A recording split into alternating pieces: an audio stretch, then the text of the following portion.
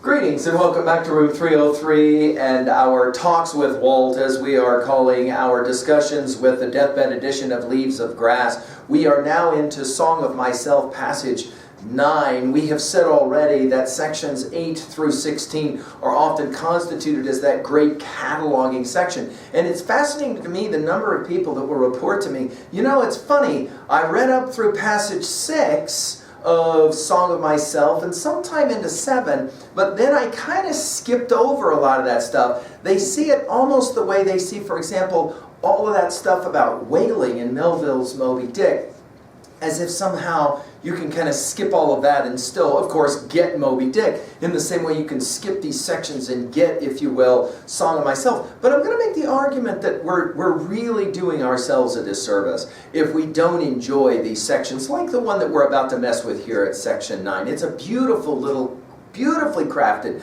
little section that we'll enjoy. Now, just to remind, we are, as I mentioned, we are working through all of the titles of Leaves of Grass, so I'm hoping that you've been with me from the start here at learnstrong.net. Down that left-hand side, you can find where it will give you that playlist of Talks with Walt. We've already given full lectures on and Talks with Walt on the 24 poems of Inceptions, all 19 sections of starting from Paumanok, where, as we said when we were doing that reading, that we were preparing for the reading of Song of Myself. Of course, most of the poems of Song of Myself, as they are now delivered to us in the Deathbed Edition, were written long before anything from Paumanok, or even those inscription poems for the most part. And so obviously we're building in some ways off of Song of Myself, even though we're reading Song of Myself after we've read the inscriptions and starting from Paumanok. I hope that you've as well been with us for the Song of Myself intro comments, as well as now passages 1 through 8. Now you'll remember in passage 8, as we finished it, that we were talking about his seeing in the city primarily. Now we're going to turn from the city to the country, to rural, and more particularly to farming. So it's going to make a whole lot of sense for you guys, because obviously we live in a rural area here.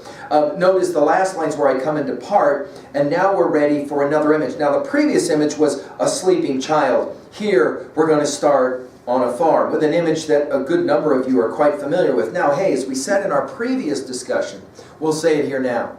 We do a lot of this reading so that we can really study the way that Whitman is able to capture a powerful little image in such few amount of words. But notice his verbs and notice his adjectives as he plays the game. The big doors of the country barn stand open and ready. The dried grass of the harvest time loads the slow-drawn wagon. The clear light plays on the brown, gray, and green intertinged. The armfuls are packed to the sagging mow.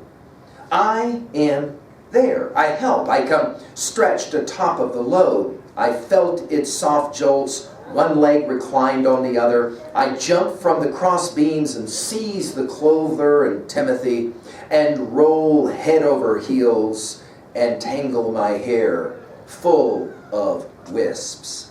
Now, the challenge for us here is to enjoy the imagery, and notice that this poem is divided nicely into 2 parts. Do you see it? And we'll have equal balance even in terms of the number of lines. So for us, there is some value in just pointing that out. Notice we'll begin with the big doors of the country barn. By the way, country and barn were hyphenated, were joined together in the 55 edition. Notice they stand open and ready.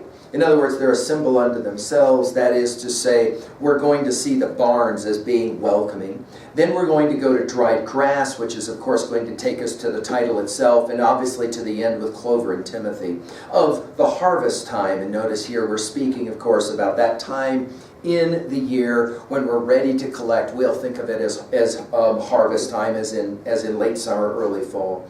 Harvest time loads the slow-drawn wagon. Slow, of course, because it's plentiful. And, of course, it becomes another primary symbol. In other words, very important that America is the country of growing things and feeding people.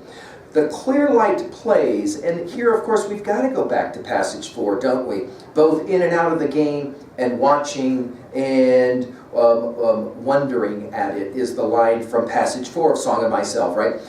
Notice the light, clear light, plays on the brown-gray. Notice all of the imagery with lighting here. Brown, gray, and green, and then a key symbol for us in Leaves of Grass, intertwinged. In other words, we're connected in some way. And then the fourth of the three, notice the anaphoria here of the listing. The armfuls are packed to the sagging mow. In other words, we're collecting the grass. We read some of this, of course, in our discussion of Thoreau's Walden. And here we are now.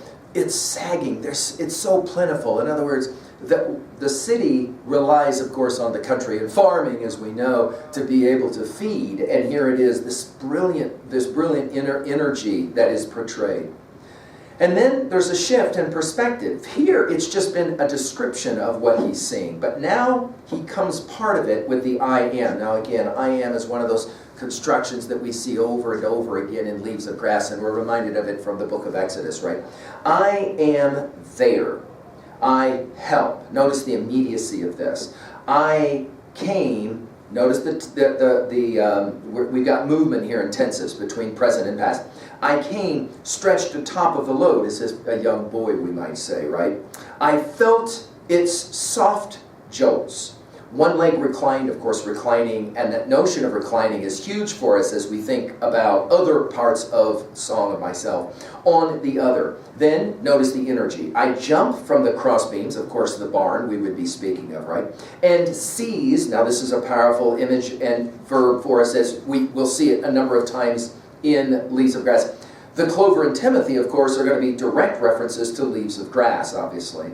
And roll, and then it's joy-filled. Notice in the last section we had a child playing, or sleeping, in the cradle. Here we're going to have a child now playing, right? Notice it is, for us, roll head over heels and tangle my hair full of wisps. Now pay attention to hair in the same way that we paid attention to hair when we studied Milton's Paradise Lost. We said that hair had a lot to do in our study. Our guided study, of course, is there and available at learnstrong.net. We'll also see hair as playing a pivotal role. And of course, Whitman himself had this amazing head of hair as especially he grew older. Go ahead and image search that to just be blown away by that one, right? So let's now enjoy just some quick messages. Well, the game. The play, obviously, is everywhere. It's in the city, it's in the country, it's in our farming community. It is everywhere, and therefore, it is America. In other words, Americans love their play. I hear America singing could be I hear America playing, and that allows us to be able to give a certain sense of what it means to be an American. We're hardworking, but we're also hard playing. And here, notice, even in work, we can roll in the hay, right? And it's in our hair. The word wisps is a great word to finish this. It carries with it, obviously, the notion of play, the notion of jest, obviously things that are somewhat insignificant and yet fun.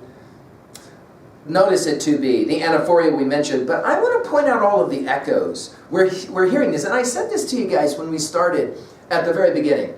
Reading Leaves of Grass is like coming back again and again, which is why Whitman loves the metaphor of waves. The wave hits the beach, goes away, it comes back, it goes away. It has a certain kind of iconic echo, right? Recognition, and of course, a sound as well. So we're playing that game. At 3A, I've mentioned Milton's Paradise Lost with obviously the referencing to hair. Just go back and look at our lectures over the Iliad, the Odyssey, and the Aeneid, and notice how many times hair gets mentioned. We think, of course, of the Judges 16 story of Samson and the famous story about hair. Of course, Hercules has stories regarding hair. So the mentioning of hair, Whitman will do things like this, where he will just mention something almost playfully, and yet it will elicit a whole series of reflections by his readers. And at 3B, we don't have to be so serious all the time in these discussions. Talks with Walt could easily be jokes with Walt, right? Or plays with Walt. And to that degree, it's obviously the question, when was the last time that you played? Notice that we've got maybe, if we've got a child starting in passage 6, now we have a young man, maybe we would say, although it doesn't have to be a male, it could be female as well.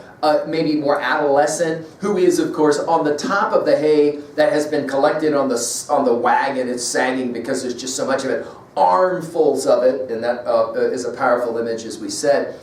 But even in the middle of the work, there's a little bit of time to play, to jump into the, hey, when was the last time you played that game? And maybe, for example, even into Leaves or something like that.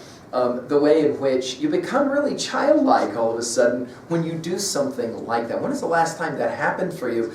And maybe the next time that you see a bunch of leaves or whatever, you're going to find yourself going, I should probably just go and jump in that just to see what that felt like when I was 5 or 6 years old, and I just loved to do that. Well, let's continue now. We're going to move on to passage number 10. What else is it that Walt can see? And as we said, it's almost like he's holding that mirror of America up and saying, let me show you what America is. We're all of these different facets. And we have a tendency to sometimes get myopic in our view of America, and he wants us to see a full, rounded America. We are in the city, but we're also in the country, and of course we work hard, but we also do, play hard. And I hope that this study with you continues to be play. Thank you.